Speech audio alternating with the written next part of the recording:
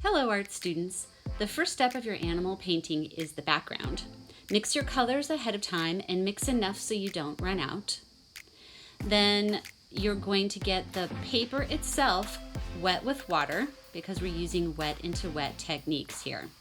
So I started with my blue-green up at the top, and then in the opposite direction I added that red-orange, and then where the two colors met I used just water on my brush to blend them out. You need to work quickly so that your paper doesn't start to dry. I wasn't pleased with this color, so once the paper was completely dry, I decided to go over this with a layer of yellow-green and then a little bit more of that sort of pinky red-orange color. So that's what I'm doing here. Again, same process. I got my paper wet and then I worked in one direction and then the opposite.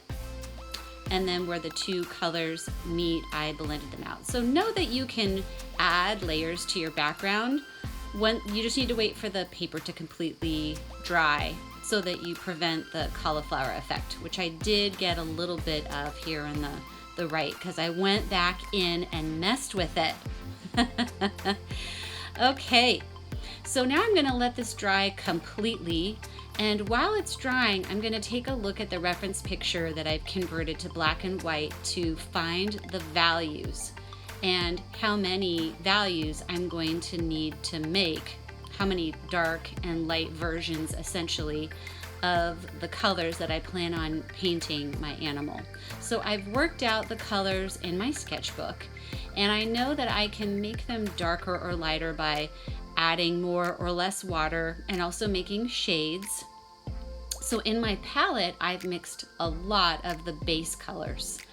And then I've made some versions that are a little bit darker by adding more black or more brown. And then I have lots of wells of water that I can use to make the colors lighter.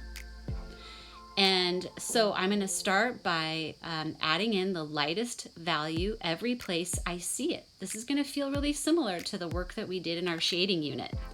Then once that paint is completely dry, I'm going to start adding the next value. So at this point in my painting, I'm working wet into dry. So I want my paper to be completely dry. And then I'm going to work quickly, one little area at a time, and I can add more water to blend out or create gradations as I need to within the painting.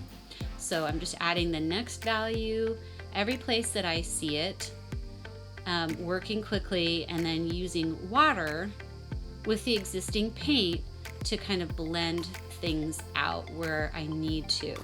So you'll see that there's a little shape there on the muzzle of my alpaca that I'll go back in and add just a little bit of water to blend out the edge so that I don't have a hard edge. Now if you like the look of a hard edge, you can keep that. That's a personal preference. Once that paint is dry, I'm going to go back in and add the next value. So at this point, I'm adjusting with more or less water to create those values. But for the next step here, I'm actually using a color that's got a little bit more intensity, a little bit more brown into it. So I'm not only adjusting values with water. If you want to use a hair dryer to make your paper dry faster in between layers, go right ahead. Now I've got most of my values in. Most of that work is done. I've got all the darkest values laid in there.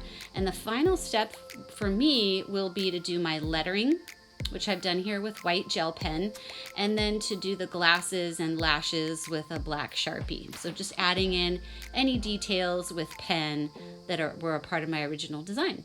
Voila!